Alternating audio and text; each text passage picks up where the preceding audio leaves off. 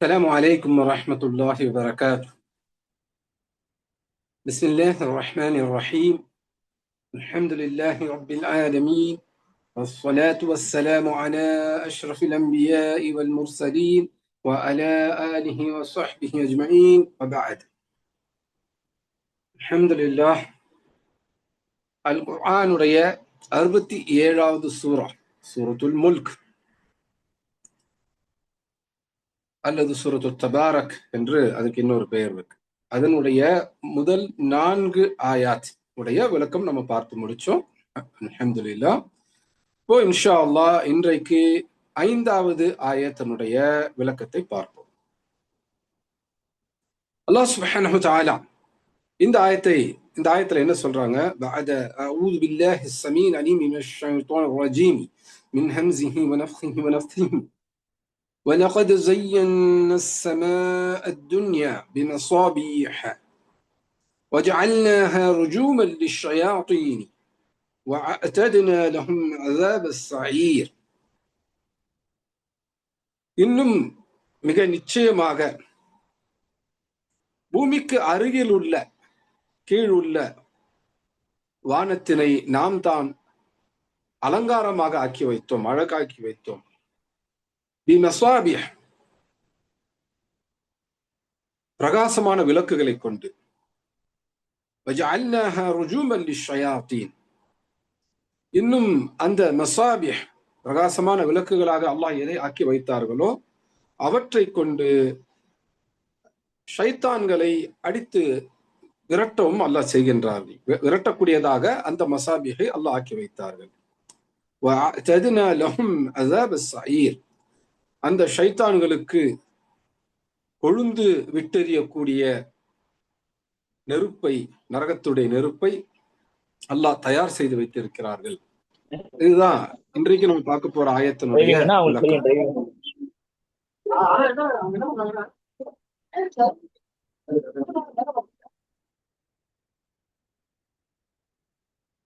இப்ப இந்த ஆயத்தை நம்ம விரிவா பார்க்க ஆரம்பிப்போம் இன்ஷா அல்லாஹ். வலகத் ஸய்யன்னா என்று அல்லாஹ் சுப்ஹானஹு வ தஆலா சொல்றாங்க. முதல்ல நம்ம பார்க்கிறது வ அப்படிங்கிற அந்த வார்த்தை. அது ஒரு தனி எழுத்து, அது ஒரு தனி வார்த்தையாகவும் பொருள் கொள்ளும்.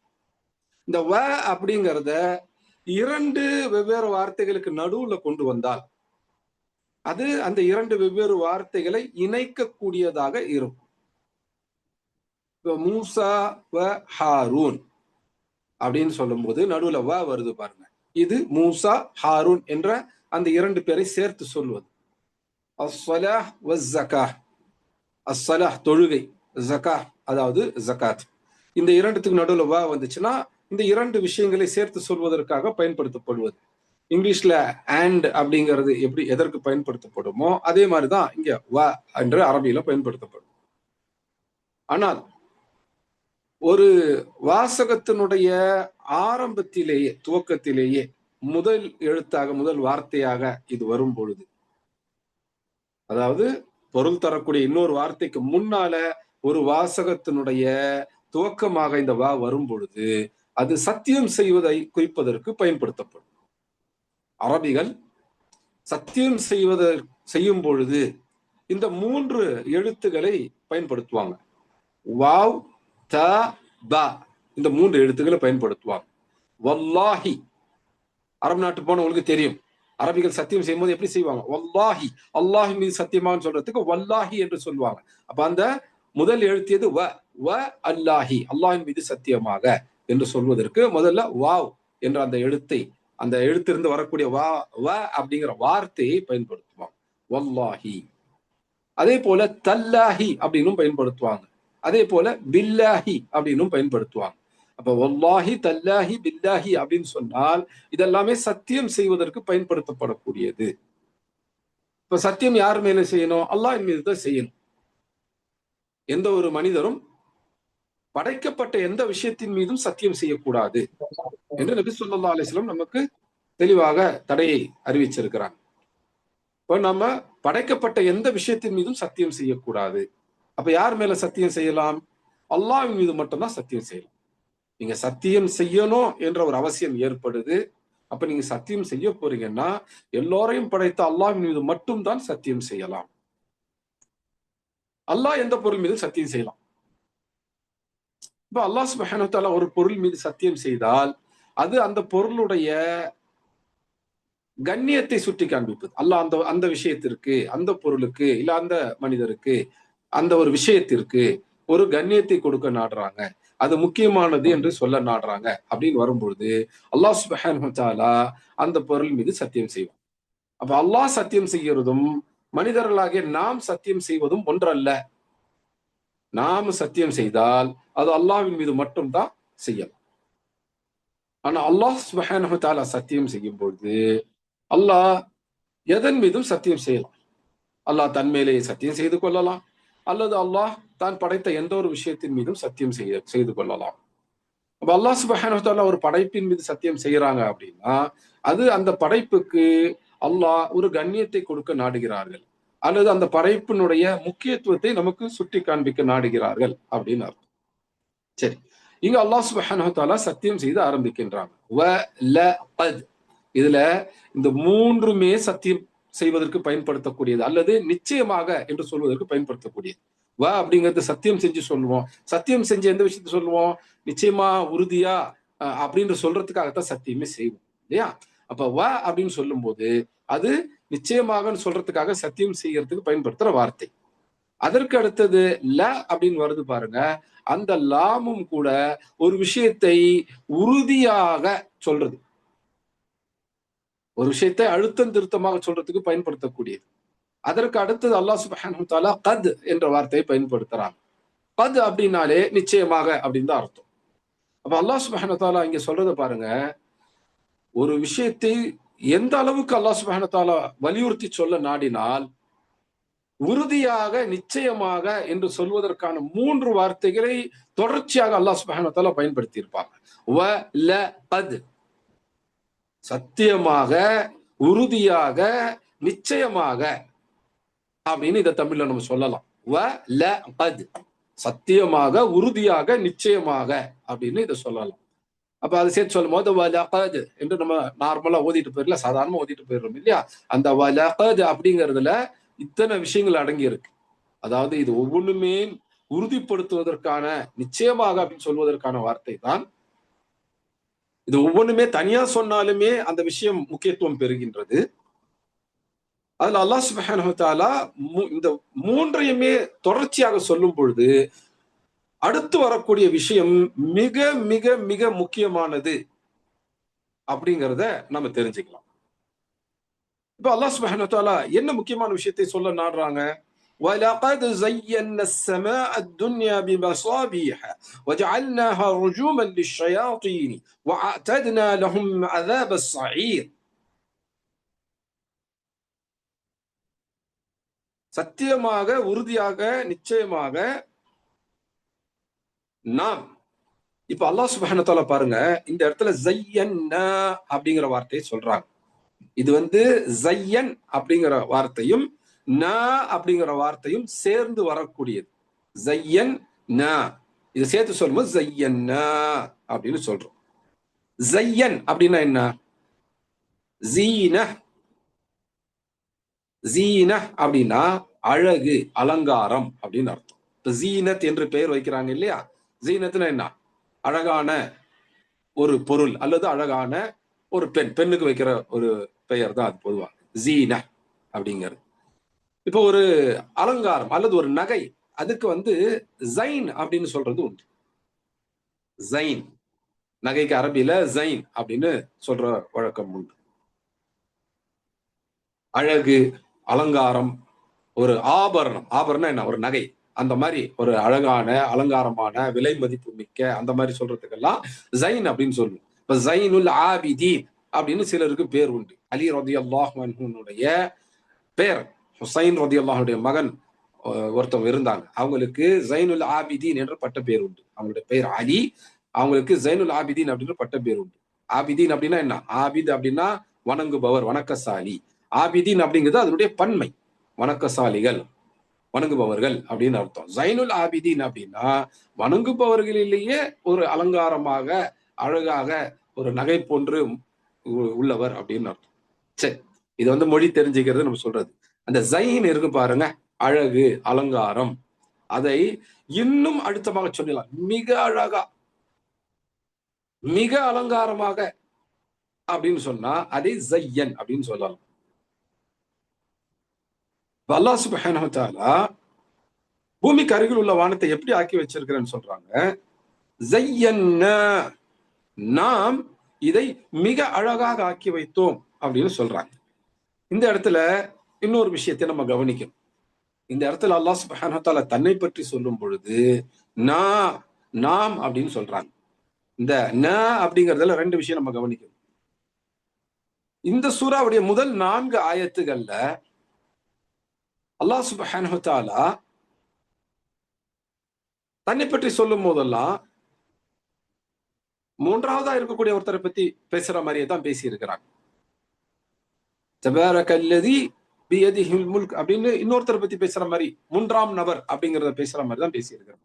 இந்த இடத்துல நேரடியா எதிரில இருக்கிறவங்க பேசுற மாதிரி அல்லாஹ் பேசுறாங்க. நம்மோடு இருக்கிறவங்க பேசுற மாதிரி பேசுறாங்க. இது இருக்குன்னு சொல்றத நம்மோடு இருக்கிறவங்க பேசுற மாதிரி பேசுறாங்க. அப்போ இது இங்கிலீஷ் கிராமர்ல சொல்றதா தேர்ட் பர்சன். இது வரைக்கும் அல்லாஹ் வந்து தேர்ட் பர்சன்ல பேசிட்டு தான் முதல் 4 ஆயாத்துல. இப்போ இதுல வந்து நேரா ஃபர்ஸ்ட் பர்சன்ல பேசுறாங்க. இது வரைக்கும் ஹுவ அப்படின்னு பேசிட்டு இருந்தாங்க. அல்லாஹ் தன்னை பத்தி சொல்லும் போதெல்லாம் அவர் அப்படின்னு சொல்லி அல்லாவை பேசுறாங்க. இப்ப இங்க வந்து நாம் அப்படின்னு சொல்லி நெருக்கத்துல வச்சு பேசுறாங்க. இப்போ குரான்ல இந்த மாதிரி பல இடங்கள்ல பார்க்கலாம். ஒரு மூன்றாம் நபரா பேசிட்டு இருந்து திடீர்னு நெருக்கமா வச்சு பேசுறது அப்படிங்கிறது. இத பலாகா அப்படிங்கறதுல இல்திஃபாத் அப்படின்னு சொல்லுவாங்க. அது தள்ளி நின்று பேசிட்டு இருந்தது திடீர்னு நெருக்கத்துல வந்து பேசுறது. இது மொழி ரீதியாக ஒரு அழகையும் கொடுக்கும், அதே போல பொருளையும் மாற்றும். இந்த முதல் 4 ஆயாத்துல அல்லாஹ் சுப்ஹானஹு வ தஆலா நம்மை விட்டு தள்ளி இருந்து பேசுறாங்க. இப்போ அல்லாஹ் சுப்ஹானஹு வ தஆலா நமக்கு நெருக்கமாக்கி வந்து கிட்ட வந்து பேசுறாங்க. அப்ப அதை எப்படி அல்லாஹ் சொல்றாங்க? ஜையன்னா, நாம் அப்படின்றாங்க. தன்னை நாம் என்று சொல்லுகிறாங்க. இப்ப இந்த இடத்துல ஒரு கேள்வி. அல்லாஹ் தன்னை இங்க நாம் அப்படின்னு சொல்லுகிறாங்க. நாம் அப்படிங்கிறது மொழி ரீதியா, இலக்கண ரீதியாக ஒருத்தரை குறிக்கிறதுக்கு சொல்லக்கூடிய வார்த்தையா, அல்லது பலரை குறிக்கக்கூடியதை பயன்படுத்துறதுக்கான வார்த்தையா? ஒருத்தரை சொல்றதா இருந்தா நான் அப்படின்னு சொல்லிக்குவோம் இல்லையா?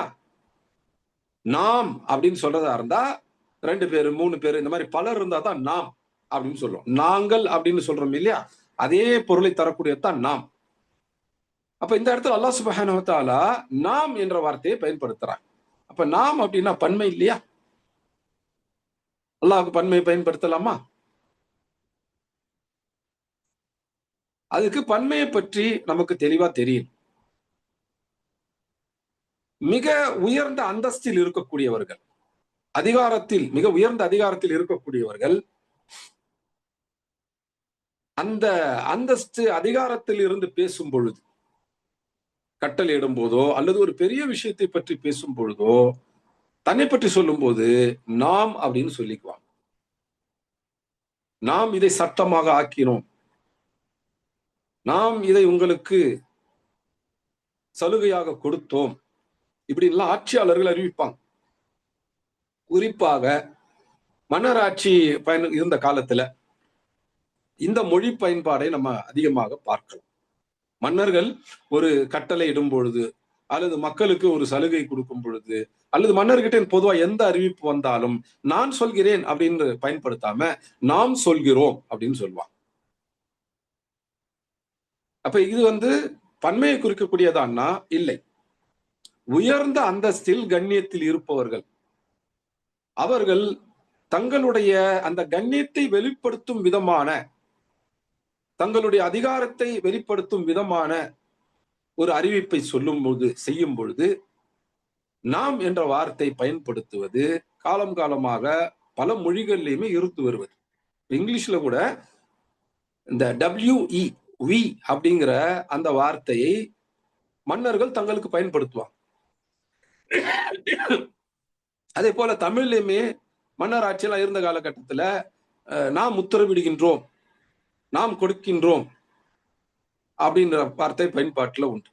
அதே மாதிரிதான் அரபியிலையும் நாம் என்ற பொருள் தரும்படியான இந்த ந அப்படிங்கிற வார்த்தை. இதை அல்லாஹ் சுப்ஹானஹு வ தஆலா பயன்படுத்தும் போது இதற்கு என்ன அர்த்தம்? இதற்கு பலர் என்ற அர்த்தம் இல்ல.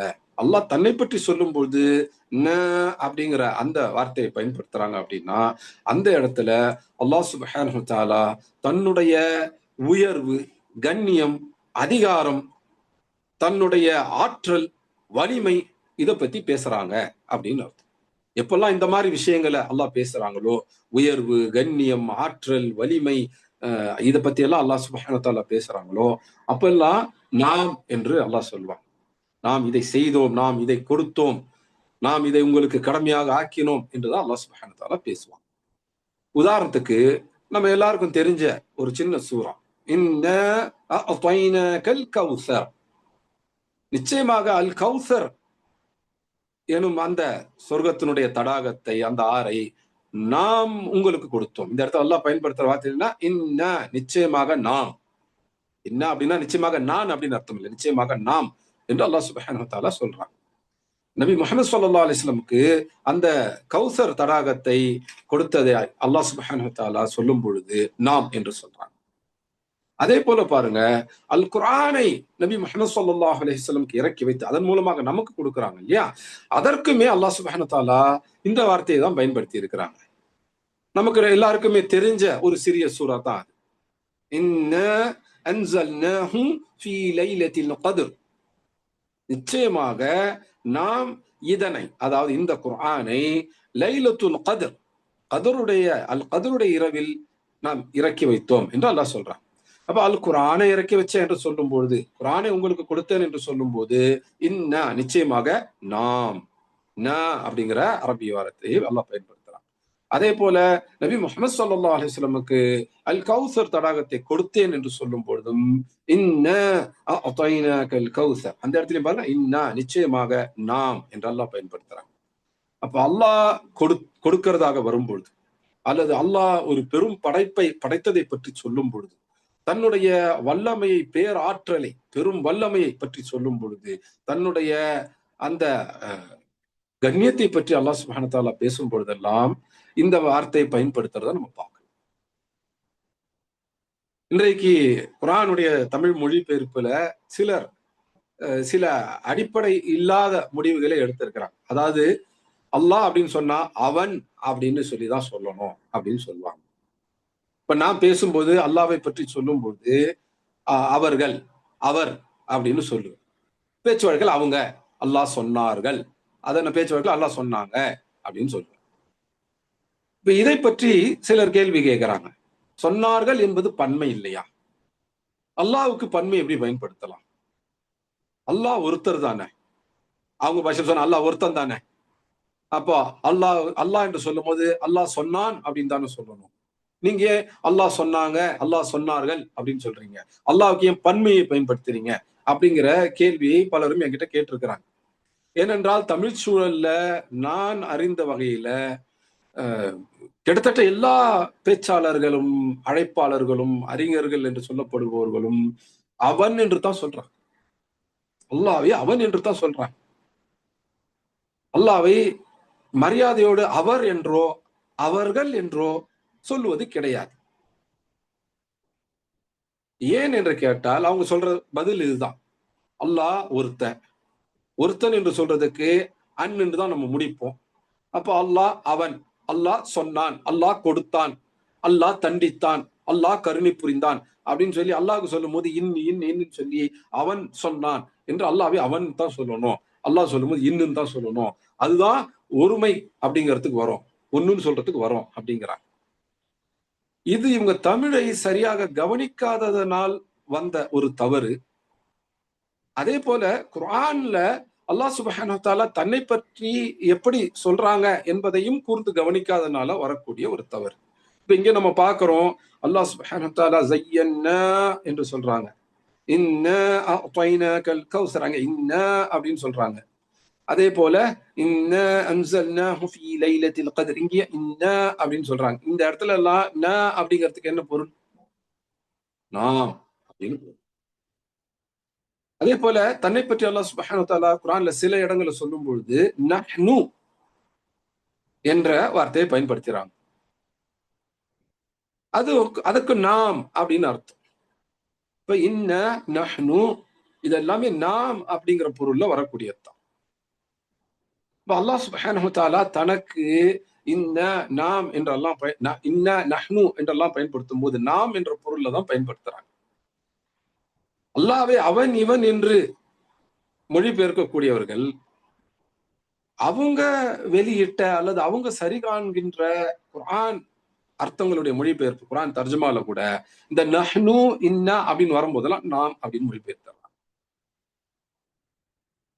அப்ப இவங்க சொல்ற வாதம் இங்கே உடையுது இல்லையா? அல்லாஹ்வை நாம் என்று சொல்லலாம், அவர்கள் என்று சொல்லலாம். அல்லாஹ் தன்னை நாம் என்று சொல்றாங்க. அப்ப அல்லாஹ்வை பத்தி நாம சொல்லும் பொழுது ஏன் எப்ப பார்த்தாலும் அவன் சொல்லணும்? அவன் என்று சொல்வது ஒருத்தருக்கு பயன்படுத்தப்படும் என்பது மட்டுமல்ல, நெருக்கமா இருக்கிறவங்களுக்கும் பயன்படுத்தப்படும், மரியாதை குறைவாக சொல்றதுக்கும் பயன்படுத்தப்படும். நம்முடைய தமிழ் மொழி வழக்கை எடுத்துக் கொள்ளுங்கள். நபி முஹம்மது ஸல்லல்லாஹு அலைஹி வஸல்லம் அவங்க ஒருத்தரா பலரா? ஒருத்தர் தான். இப்ப அவங்களை பற்றி நம்ம சொல்லும்போது நபி சொன்னான் அப்படின்ற நம்ம பயன்படுத்துவோமா? இல்லையே. நபி சொன்னார்கள், நபி சொன்னார் அப்படின்னு கூட நம்ம சொல்ல மாட்டோம். நபி சொன்னார்கள், நபி செய்தார்கள் அப்படின்னு தான் சொல்லுவோம். இப்ப நபிக்கு மொழியினுடைய உச்சக்கட்ட மரியாதையை நம்ம கொடுக்கிறோம். அது சரியானது, தவறானதல்ல, அது சரியானது. நபிக்கு உச்சக்கட்ட மரியாதை கொடுக்கப்பட வேண்டும். அப்ப நபிக்கு அந்த விஷயத்தை நம்ம சரியா செஞ்சிடும் இல்லையா? நபிக்கு செய்யும் போது அதை சரியாக செய்கின்றோம். நபியை அவன் இவன் என்று சொல்வதில்லை. நபியை பற்றி சொல்லும் பொழுதெல்லாம் அவர்கள், அவர் என்று கூட சொல்லி நிறுத்தல், அவர்கள் அப்படின்னு சொல்லி நிறுத்தும். ஆனால் அல்லாஹ்வை பற்றி சொல்லும் பொழுது அந்த மரியாதையை நாம கொடுக்கறது இல்லை. அதுக்கு மட்டும் இலக்கணத்துல இல்லாத ஒரு ஒரு வாதத்தை கொண்டு வரும். ஒருத்தன்னு சொல்றதுக்கு அவன் தான் சொல்லணும் அப்படின்னு. ஆனா நம்முடைய மொழி பயன்பாட்டை பாருங்க. ஒரு மாநிலத்தினுடைய முதலமைச்சர் இருக்கிறார். அவரை பற்றி நம்ம சொல்லும் போது எப்படி சொல்றோம்? முதல்வர் சொன்னார், முதல்வர் அவர்கள் சொன்னார்கள் அப்படின்லாம் பயன்படுத்தும். என் முதல்வர் அளவுக்கு போவானா? ஒரு கலெக்டர் பத்தி பேசும்போது கூட சொன்னார்கள் அப்படின்னு தான் பயன்படுத்தும். முதல்வர் சொன்னார்கள் சொல்லும் போது அங்கே நிறைய முதல்வர்கள் இருக்கிறாங்கன்னு நம்ம நினைக்கிறது இல்லை. அது மரியாதைக்கு பயன்படுத்துறது அப்படிங்கிறத நம்ம புரிஞ்சுக்கணும். பிரதமர் சொன்னார் அப்படின்னு சொல்லும் போது நிறைய பிரதமர்கள் இருக்கிறாங்க அப்படின்னு சொல்லி நம்ம நினைச்சுக்கிறது இல்லை. பிரதமர்னா ஒருத்தர் தான் அப்படிங்கிறதுல நமக்கு தெளிவு இருக்குது. பிரதமர் சொன்னார்கள், பிரதமர் அவர்கள் சொன்னார்கள் அப்படின்னு சொல்லும் பொழுது அது நிறைய பேரை பத்தி பேசுறது இல்ல, ஒருத்தர் தான் பிரதமர். அவருக்கு மரியாதை கொடுப்பதற்காக அவர்கள் சொன்னார்கள் அப்படின்னு சொல்றோம். ஏன் நம்முடைய பெற்றோரை பற்றி சொல்லும் போது நம்ம எப்படி சொல்றோம்? என் தந்தை சொன்னான் அப்படின்னா நம்ம சொல்றோம் இல்லையே. என் தந்தை சொன்னார்கள். நம்ம பேச்சுவாக்கில் எப்படி சொல்லுவோம்? எங்க அத்தா சொன்னாங்க, வாப்பா சொன்னாங்க, பாவா சொன்னாங்க, அப்பா சொன்னாங்க அப்படிதானே சொல்லுவோம். அப்ப தந்தை என்று வரும்பொழுது அது ஒருத்தர் தானே. அதுக்காக நான் தந்தை சொன்னான், எங்க வாப்பா சொன்னான், எங்க அத்தா சொன்னான், அப்பா சொன்னான் அப்படிலாம் நம்ம பயன்படுத்துறது இல்லையே. அங்க மரியாதை கொடுத்துறோம் இல்லையா? தந்தை சொன்னாங்க. இந்த சொன்னாங்க அப்படிங்கறத தமிழ்ல ஒழுங்கா எழுதுனா எப்படி வரும்? சொன்னார்கள் அப்படின்னு வரும் இல்லையா? அப்ப அங்க பன்மை பயன்படுத்தப்படுதா? பல தந்தை இருக்கிறாங்கன்னு நம்ம சொல்றோம் இல்ல. அப்பா சொன்னாங்க, அத்தா சொன்னாங்கன்னு சொல்லும் போதே, அப்பா சொன்னாங்க, பாவ சொன்னாங்க என்று சொல்லும் பொழுதே அது ஒருத்தர் தான். மரியாதைக்காக நம்ம சொன்னார்கள் என்பதை பயன்படுத்துறோம் அப்படிங்கிறது நம்ம எல்லாருக்குமே புரியுது. அப்போ நம்ம பெத்தவங்க விஷயத்துல சொன்னாங்க அப்படின்னு மரியாதை கொடுத்து பேசும். அதிகாரத்துல நமக்கு மேல இருக்கிறவங்களை பத்தி சொல்லும் போது சொன்னாங்க அப்படின்னு மரியாதை கொடுத்து பேசும் இல்லையா? அது ஒரு முதல்வர் ஆகட்டும், பிரதமர் ஆகட்டும், மரியாதை கொடுத்து பேசும். பெரியவர்களை பற்றி நம்ம எப்ப பேசும்போது அப்படித்தான். நபி முஹம்மது ஸல்லல்லாஹு அலைஹி வஸல்லம் சொன்னார்கள் என்று சொல்லும் பொழுதும் அவங்களுக்கும் நம்ம மொழியினுடைய உச்சகட்ட மரியாதை கொடுத்து பேசுறோம். அப்ப அல்லாஹ்வை பற்றி நம்ம பேசும் பொழுது அந்த மரியாதை கொடுக்கணுமா இல்லையா? அல்லாஹ்வை பற்றி பேசும்போது மட்டும் இலக்கணத்திலேயே இல்லாத ஒரு விளக்கமாக கொண்டு ஒருத்தர் சொல்றதுக்கு அவன் தான் சொல்லணும். அப்போ அல்லாஹ்வை எப்பவுமே நம்ம அவன் தான் சொல்லணும். அல்லாஹ்வை அவர்கள் என்று நம்ம சொல்லவே கூடாது அப்படின்னு சொல்லி இல்லாத ஒரு விதியை புகுத்துறாங்க. புகுத்தி அல்லாஹ்வை அவன் இவன் என்று சொல்கிறார்கள். இது அல்லாஹ்வுடைய கண்ணியத்தை குறைக்கிற ஒரு பேச்சு தான். ஏன்னா அன்றாட மொழி வழக்குல நம்ம அவன் என்று யாரை சொல்லுவோம்? ஒன்று நமக்கு சொந்த சமமானவனை சொல்லுவோம், இல்ல நம்மை விட கீழே இருக்கிறவங்கள சொல்லுவோம். இப்ப நம்மளோட வயசுல குறைவான இருக்கிறவங்கள பத்தி பேசும்போது அவன் சொன்னான் அப்படின்னு சொல்லுவோம். வயசுல பெரியவங்கள பத்தி பேசும்போது நம்ம அவன் சொன்னான்னு சொல்ல மாட்டோம் இல்லையா? எப்ப சொல்லுவோம்? அவன் மேல கோபம், அந்த நபர் மேல கோபம் இருந்தா அவன் சொன்னான் அப்படின்னு சொல்லுவோம். அப்படின்னா என்ன அர்த்தம்? அவனை மட்டம் தட்டுவதற்காக சொல்றது. அப்ப அவனுங்கிறது எப்பெல்லாம் பயன்படுத்தப்படுது, நம்மளை விட சிறியவர்களுக்கு, நம்முடைய சமமானவர்களுக்கு பயன்படுத்தும் போது அவன் என்று பயன்படுத்துறோம். சில நேரங்கள்ல யாரையாவது மட்டம் தட்டணும்னு நினைச்சா அவன் அப்படிங்கிறது பயன்படுத்தும். ஆனா நம்மை விட உயர்ந்தவர்களுக்கு, அது வயதுல மூத்தவர்களா இருக்கலாம், அந்தஸ்துல மூத்தவர்களா இருக்கலாம், கல்வியில மூத்தவங்களா இருக்கலாம், நம்ம விட உயர்ந்தவங்களை பத்தி பயன்படுத்தும் போதெல்லாம் நாம் அவர் அல்லது அவர்கள் அப்படிங்கிறது தான் பயன்படுத்தும். அதை சாதாரணமான மனிதர்கள் ஆரம்பித்து, நம்முடைய பெற்றோர்கள் இருந்து ஆரம்பித்து, நம்முடைய உயிருக்கும் மேலான நபீனா முஹம்மது ஸல்லல்லாஹு அலைஹி வஸல்லம் அவங்க வரைக்கும் அவர்கள் அப்படின்னு நம்ம பயன்படுத்துறோம். ஆனா அல்லாஹ்வுக்கு அதை சொல்லும் பொழுது இது என்ன வித்தியாசமா சொல்றீங்க அப்படிங்கறதுல இருந்து ஆரம்பிச்சு இது பன்மையை குறிக்கும் அப்படின்னலாம் அடிப்படை இலக்கணத்தை பற்றி கூட யோசிக்காம பேசுறாங்க. அடிப்படை இலக்கணம் தெரியாம பேசுறாங்க நான் சொல்லல, அதை கவனிக்காமல் யோசிக்காமல் பேசுறாங்க.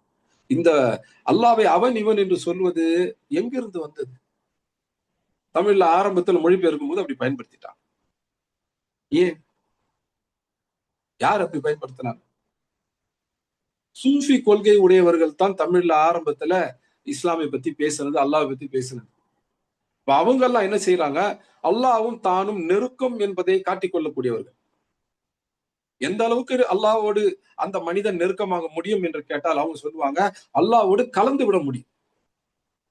கலந்து விடுதல் என்ன? இரண்டர கலத்தல் என்று தமிழ்ல ஒரு வார்த்தையே அவங்க தனக்கு அடையாளமா வச்சிருக்கிறாங்க. இரண்டு அற கலத்தல் அப்படின்னா என்ன அர்த்தம்? ரெண்டாக இல்லாம எந்த அளவுக்கு கலந்துக்குவாங்கன்னா அது அப்படியே ஒன்றாக ஆக்கிவிடும். அதுக்கு பிறகு அது இரண்டையும் பிரித்தே பார்க்க முடியாது. அல்லாஹ்வும் தானும் அந்த அளவுக்கு கலந்து விட முடியும் என்று சொல்லக்கூடிய சூஃபி கொள்கை உடையவர்கள் இருக்கிறாங்க. உலகத்துல இருக்கிறாங்க, தமிழ்நாட்டிலும் இருக்கிறாங்க. அப்ப அந்த மாதிரி உள்ளவர்கள் வஹ்தத்துல் வுஜூத் என்ற கொள்கையை சொல்லக்கூடியவர்கள், அது காஃபிர்களுடைய ஒரு கொள்கை. இந்திய துணை கண்டத்துல அத்வைத கொள்கை என்றும் அது சொல்லுவாங்க. அது முதல்ல பௌத்தர்கள்ல ஆரம்பிச்சு பிறகு இந்துக்கள்ல ஒரு சிலர்கிட்ட அது வந்தது. குறிப்பாக ஆதி சங்கரர் என்று சொல்லக்கூடியவர் அத்வைத கொள்கையை சொன்னார். அதை ஒட்டிய காலகட்டத்துல அரபு நாட்டிலுமே இப்படி ஒரு கொள்கையை பேச ஆரம்பிச்சாங்க. பின்னாடி அதை வளர்த்தெடுத்து பெரிதாக பேசினார்கள். அந்த வஹ்தத்துல் வுஜூத் கொள்கை அப்படிங்கிறது அல்லாஹ்வும் அல்லாஹ்வுடைய படைப்பாகிய மனிதர்களாகிய நாமும் கலந்து விட முடியும் அப்படின்னு சொல்றது. அல்லாஹ் வேற, நாம வேற கிடையாது.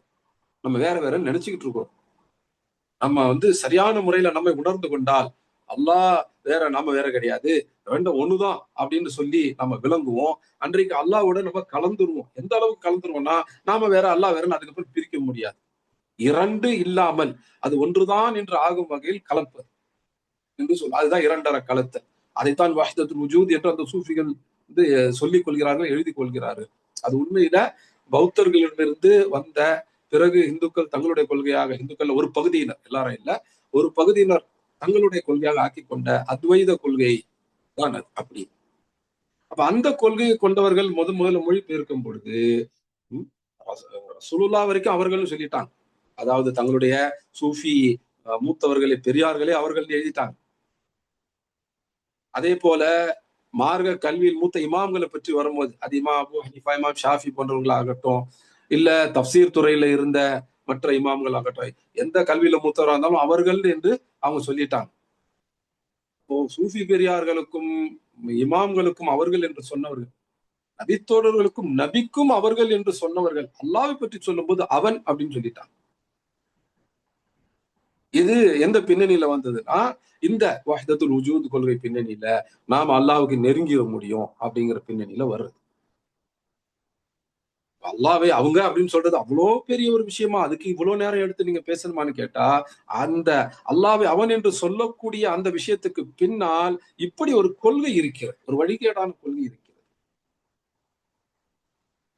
ஆனா அது அந்த பின்னணியில வந்தது என்பதை கூட யோசித்து பார்ப்பதில்லை.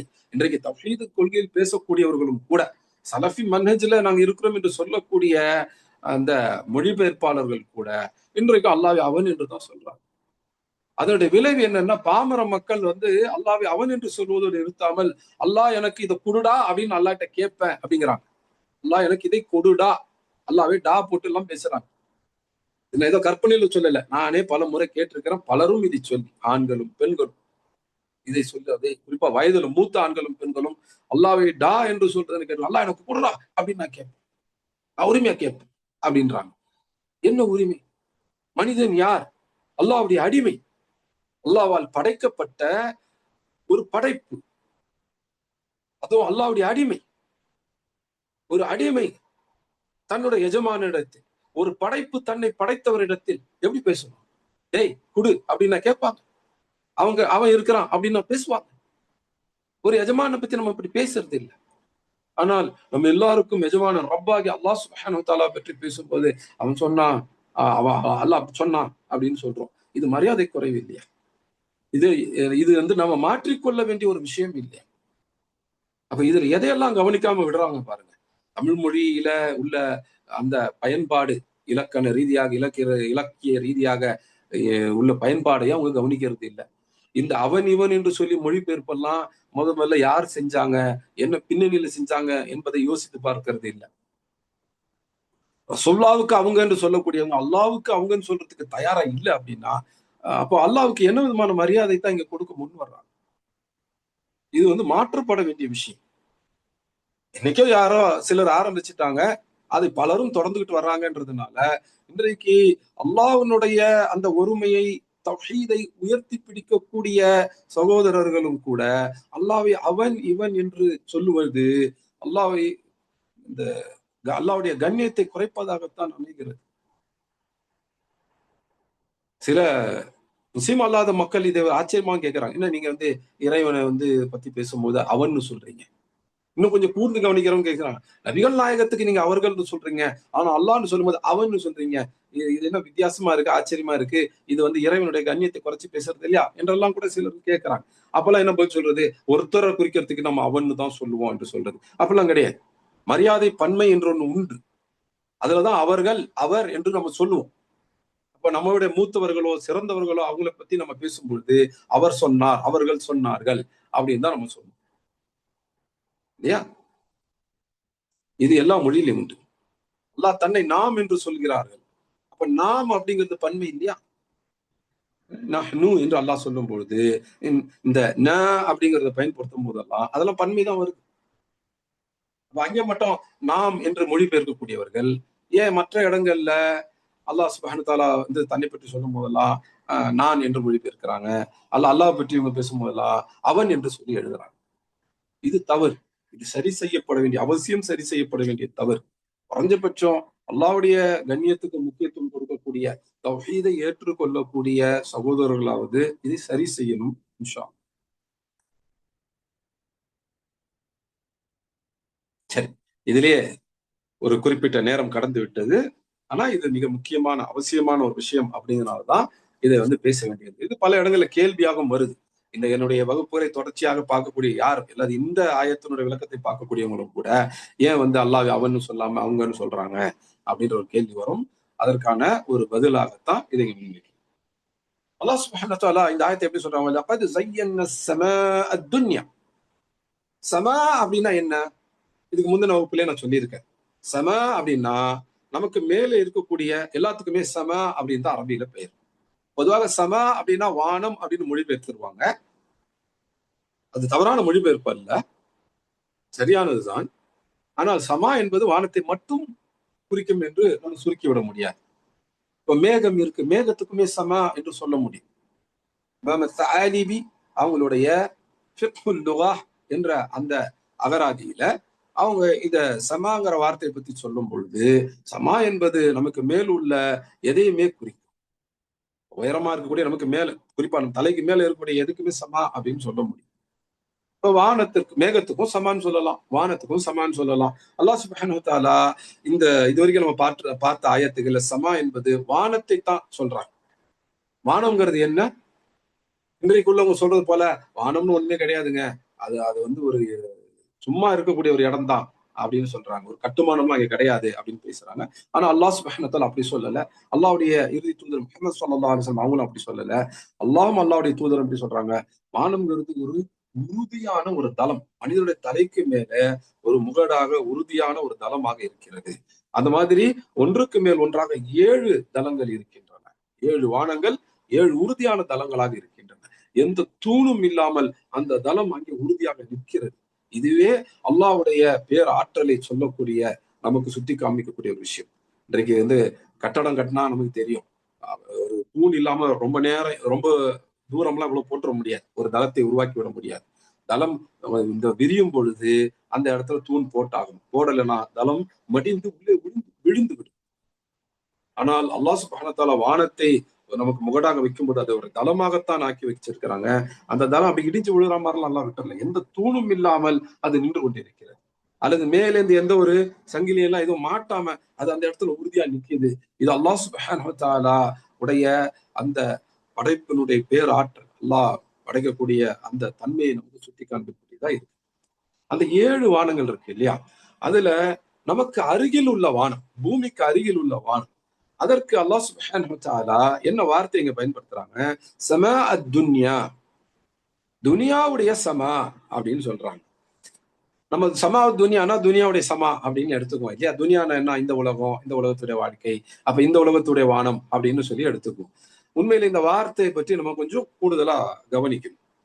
துன்யா அப்படிங்கிறது அந்த வார்த்தைக்கு உண்மையில என்ன அர்த்தம் அப்படின்னா, அருகில் உள்ள அப்படின்னு அர்த்தம். மிக அருகில் உள்ள, ஒப்பீட்டளவில் அருகில் உள்ள இந்த 2த்துக்கும் பயன்படுத்துவாங்க. மிக அருகில் உள்ள அல்லது ஒப்பீட்டளவில் நெருக்கத்தில் உள்ள. அதாவது நியரஸ்ட், நியரர் இந்த 2த்துக்குமே பயன்படுத்துவாங்க. அதே போல மிக கீழாக உள்ள அல்லது ஒப்பீட்டளவில் கீழாக உள்ள அப்படிங்கிறதுக்கும் பயன்படுத்துவாங்க. லோயஸ்ட் அப்படிங்கிறதுக்கும் பயன்படுத்துவாங்க. லோயர் அப்படிங்கிறதுக்கும் பயன்படுத்துவாங்க. அப்ப நியர், நியரஸ்ட் அல்லது லோயர், லோயஸ்ட் அப்படின்னு சொல்றதுக்கு பயன்படுத்தலாம். மிக அருகில் உள்ள அல்லது மிக கீழாக உள்ள அப்படிங்கிறதுக்கு பயன்படுத்துவாங்க. இதற்கு வந்து ஆண் பால்ல சொல்றதா இருந்தா அதுனா அப்படின்னு சொல்லலாம். அதையே பெண் பால்ல சொல்றதா இருந்தா துன்யா அப்படின்னு சொல்லலாம். இப்ப துன்யாங்கிறது ஒரு பெண் பால் வார்த்தை. ஃபெமினின். முஅன்னஸ். ஆண் பாலா இருந்தா அதுனா. இப்ப தஜ்வீத் படிக்கிறவங்களுக்கு தெரியும். தொண்டைய பத்தி பேசும்போது தொண்டையில வந்து 3 பகுதியா பிரிப்பாங்க. அ அதுல வந்து அதுனா அப்படிங்கிற ஆரம்பிச்சு வசத் அக்ஸா அப்படின்னு சொல்லுவாங்க. ரொம்ப பக்கத்துல இருக்கிறதுக்கு அருகில் இருக்கிறதுக்கு. அதாவது நாக்குக்கு அருகில் இருக்கிறதுக்கு அதுனா அதுனா அப்படின்னு சொல்லுவாங்க. அதே வந்து ரொம்ப தூரமா அதாவது தொண்டையினுடைய கீழ்ப்பகுதியை சொல்லும் போது அக்ஸா அக்ஸா அப்படின்னு சொல்லுவாங்க. இப்ப மஸ்ஜிதுல் அக்ஸா நம்ம பேசுறோம் இல்லையா? எங்க இருக்குது?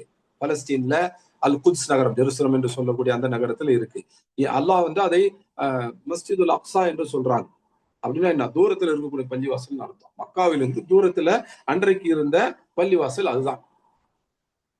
ஸல்லல்லாஹு அலைஹி வஸல்லம் மிராஜ் போனதை பத்தி அல்லாஹ் சுப்ஹானஹு வ தஆலா பேசும்போது மஸ்ஜிதுல் ஹரமில் இருந்து மஸ்ஜிதுல் அக்ஸாவுக்கு அழைத்து சென்றோம் என்று சொல்லுவாங்க. அக்ஸா அப்படின்னா என்ன? தூரம் அப்படின்னு அர்த்தம். அன்றைக்கு உலகத்தில் இருந்த அந்த பள்ளிவாசல் முதல் 2 பள்ளிவாசல கட்டப்பட்ட அந்த பள்ளிவாசல். முதல்ல கட்டப்பட்டது மக்காவில் இருந்த காபா. 2வதாக கட்டப்பட்டது பலஸ்தீன்ல அல் குத்ஸ் நகரம். அதுதான் இன்னைக்கு ஜெருசலம் என்று சொல்லிக்கிறாங்க. அந்த நகரத்தில் இருக்கக்கூடிய அல் அக்ஸா அப்படிங்கிற அந்த பள்ளிவாசல். அல் அக்ஸான உண்மையில தூரமானதுன்னு அர்த்தம். இன்னைக்கு அது ஒரு பேராகவே அமைஞ்சிருச்சு. சரி. அல்லாஹ் சுப்ஹானஹு வ தஆலா ஸமாஉத் துன்யா அப்படின்னு சொல்லும்போது அப்ப அதுக்கு மொழி ரீதியா என்ன பொருள்? பூமிக்கு மிக அருகில் உள்ள அப்படின்னு சொல்லலாம். அல்லது மிக கீழாக உள்ள வானம் அப்படின்னு சொல்லலாம். அப்ப துனியா அப்படிங்கிற வார்த்தைக்கு என்ன பொருள்? மிக அருகில் உள்ள என்ற ஒரு பொருள் இருக்கு. மிக கீழாக உள்ள அப்படிங்கிற பொருளும் இருக்கு. இப்ப இதுல இருந்து நமக்கு ஒரு படிப்பினை என்ன அப்படின்னா, துனியா அப்படின்னா மிக கீழாக உள்ளது. துனியாங்கிறது வந்து மிக மேலானது அல்ல, உயர்ந்தது அல்ல. துனியாங்கிறது கீழானது. இந்த கீழான துனியாவை தேடி அதற்காக ஓடி அந்த ஓட்டத்தில் அல்லாஹ்வை மறந்துடுறாங்க. அல்ஹாக்குமுத் தகாசுர் என்று அல்லாஹ் சுப்ஹானஹு வ தஆலா கண்டிக்கிறது அதுதான். நீங்க துனியாவோட விஷயங்களுக்காக ஒருத்தர் போட்டி போடுங்க. இன்னும் வேணும், இன்னும் வேணும், நிறைய வேணும்ன்ற போட்டியில நீங்க மறந்துடுறீங்க என்று அல்லாஹ் சுப்ஹானஹு வ தஆலா சொல்றது அதுதான். இப்ப துனியாங்கிறது வந்து உயர்ந்த விஷயம் அல்ல. அது ஒரு தாழ்வான, கீழான ஒரு விஷயம். அது நமக்கு அருகில் உள்ள விஷயமும் கூட. அதுக்கெல்லாம் வந்து ரொம்ப கவலைப்பட்டு கூடாது. நமக்கு வந்து தூரமான உயர்வான விஷயம் இது சொர்க்கம் தான். அங்கே போறதுக்கு தான் முயற்சிகள் எடுக்கும். சரி, ஆயத்துக்கு திரும்பும். وَلَقَدْ زَيَّنَّا السَّمَاءَ الدُّنْيَا بِمَصَابِيحَ. பூமிக்கு அருகில் உள்ள அந்த கீழான வானத்தை நாம அலங்காரமாக ஆக்கினோம், அதை ஜோடித்தோம், ஜோடனை கொண்டால் அலங்காரமாக அழகாக ஆக்கினோம். எதை கொண்டு? பிமஸ்வாபிஹ், மசாபிஹை கொண்டு. மசாபிஹ் அப்படின்னா என்ன? மிஸ்பாஹ் என்ற வார்த்தையினுடைய பன்மைதான் மஸ்வாபிஹ். மிஸ்பாஹ் என்ற வார்த்தையுடைய பன்மைதான் மஸ்வாபிஹ். மிஸ்பாஹ் அப்படின்னா என்ன? நல்ல ஒரு வெளிச்சம், வெளிச்சம் தரக்கூடிய விளக்கு, அதுதான் மிஸ்பாஹ் அப்படின்னு சொல்லுவாங்க. வெளிச்சம் தரக்கூடிய அந்த விளக்கு, அதுக்கு அந்த விளக்கு வந்து மிஸ்பாஹ் அப்படின்னு சொல்லுவாங்க. அல்லாஹ் சுப்ஹானஹு வ தஆலா அதனுடைய பன்மை இங்க பயன்படுத்துறான். மசாபிஹ், அப்போ நிறைய விளக்குகளை கொண்டு, வெளிச்சம் தரக்கூடிய, ஒளி தரக்கூடிய பொருட்களை கொண்டு பூமிக்கு அருகில் உள்ள வானத்தை அல்லாஹ் அதை அலங்கரித்து அலங்காரமாக ஆக்கிறார்கள். யோசிச்சு பாருங்க, வானத்துல நிலா இல்ல, அந்த இரவு எப்படி இருக்கும்? பூமியில இருட்டா இருக்கும். அந்த வானத்தை அந்த நாள்ல போய் பாருங்க, நிலா இல்லாத நாளுக்கு என்ன சொல்லுவோம்? அமாவாசைன்னு பொதுவா பேச்சு வழக்கில் சொல்லுவாங்க. ஒரு அமாவாசை நாள்ல வானத்தை அப்படி மேல பாருங்க, பூமி இருட்டா இருக்கும், அது நமக்கு தெரியும். வானத்தை பாருங்க, வானத்திலுமே அப்படி ஒண்ணு வெளிச்சம் இருக்காது. சின்ன சின்னதா நட்சத்திரங்கள் தெரியும். அந்த வெளிச்சம் கூட இல்லைன்னா அந்த வானம் எப்படி இருக்குன்னு யோசிச்சு பாருங்க. முழு இருட்டு, நட்சத்திரங்களே இல்லை அப்படின்னா அந்த வானம் முழு இருட்டாக இருக்கும். பார்க்கவே முடியாது. பார்க்கறதுக்கு நல்லா இருக்குமா என்ற கேள்விக்குள்ளேயே போக முடியாது. ஏன்னா பார்க்கவே முடியாது, வெறும் இருட்டாக இருக்கும். ஆனால் அல்லாஹ் சுப்ஹானஹு வ தஆலா வானத்துல வெளிச்சம் தரக்கூடிய பொருட்களை வைத்ததன் மூலமாக ஒண்ணு வானத்தை அழகாக அலங்காரமாக ஆக்கினார். இரண்டாவது, அதன் மூலமாக நமக்கு திசைகள் தெரிந்து கொள்வதற்கு ஒரு வாய்ப்பாக அமைந்தது. அந்த காலத்தெல்லாம் வந்து பயணப்படும் போது நம்ம வந்து வடக்குல போகணும், வடமேற்கா போகணும் அப்படின்லாம் முடிவு செய்வாங்க. குறிப்பாக கடல்ல போகக்கூடியவங்க இரவுலையுமே பயணிச்சுட்டு தான் இருப்பாங்க இல்லையா? பூமியில போறவங்க வேணா நடக்கிறத நிறுத்தலாம். அவங்க வந்து குதிரைகள், ஒட்டகங்கள், மாடுகள், கழுதைகள் இதை நிறுத்தலாம், அவங்க வண்டிகளை நிறுத்தலாம். ஆனா கடல்ல போகும்பொழுது அது பாட்டுக்கு போயிட்டே இருக்கும். அப்போ வானத்தை தான் பார்ப்பாங்க. எந்த நட்சத்திரம் எந்த இடத்துல இருக்குது அப்படின்னு பார்த்துட்டு, அதன் அடிப்படையில இப்ப நம்ம சரியான திசையில போயிட்டு இருக்கிறோமா? நம்ம போக வேண்டிய நாடு வடமேற்காக இருக்குது அப்படின்னா, நம்ம வடமேற்காக போறதுக்கு இந்த நட்சத்திரங்களுடைய திசையை வச்சு முடிவு செய்து கொள்ளலாம் அப்படின்னு தைரியமா போவாங்க. இப்ப நட்சத்திரங்கள் திசை காட்டக்கூடியதாகவும் இருந்தது. ஆனா அல்லாஹ் சுப்ஹானஹு வ தஆலா அதனுடைய முக்கியமான விஷயமா என்ன சொல்றாங்க? அதனுடைய எதற்காக வச்சுன்னு சொல்லும்போது, வானத்துல இத மசாபிஹ் என்ற வார்த்தையை வச்சு சொல்றாங்க.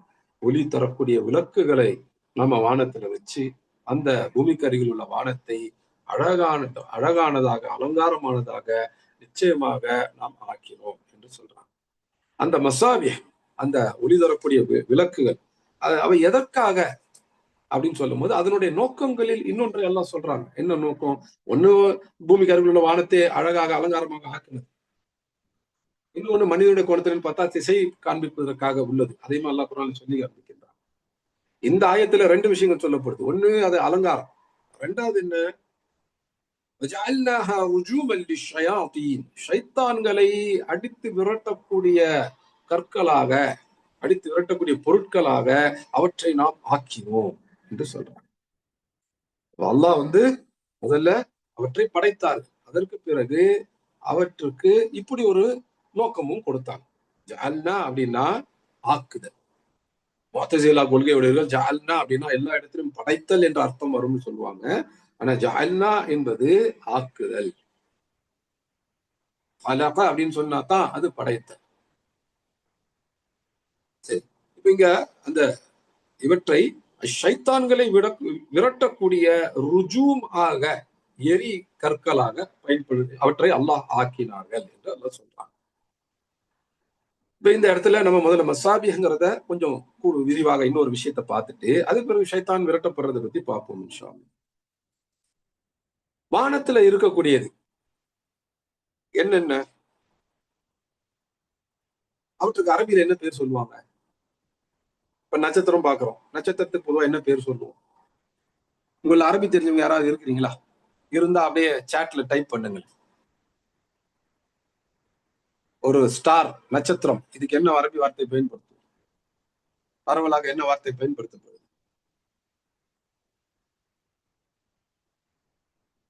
நஜ்ம். நல்ல ஒரு பதில், மாஷா அல்லாஹ். நஜ்ம் என்ற வார்த்தை பயன்படுத்தப்படுது. ஆனா இந்த வானத்தில் இருக்கக்கூடிய நட்சத்திரம் போன்ற விஷயங்களுக்கு இன்னொரு வார்த்தையும் பயன்படுத்தப்படும். கௌகப் அப்படிங்கிற வார்த்தை பயன்படுத்தப்படும். நஜ்ம் என்ற வார்த்தை பயன்படுத்துற மாதிரி கௌகப் என்ற வார்த்தையும் பயன்படுத்துவாங்க. ரெண்டுத்துக்கு என்ன வேறுபாடு? நஜ்ம் அப்படிங்கிறது வானத்தில் இருக்கக்கூடிய எந்த ஒரு பொருளுக்கும் சொல்லப்படும். அது சின்னதா இருக்கலாம், பெருசா இருக்கலாம். எதுக்குன்னு சொல்லுவாங்க. அது சில நேரம் கண்ணுல தெரியறதா இருக்கலாம், சில நேரம் கண்ணுக்கு தெரியாததாவும் இருக்கலாம். எல்லாத்துக்குமே நஜ்ம் அப்படின்னு தான் பேர்.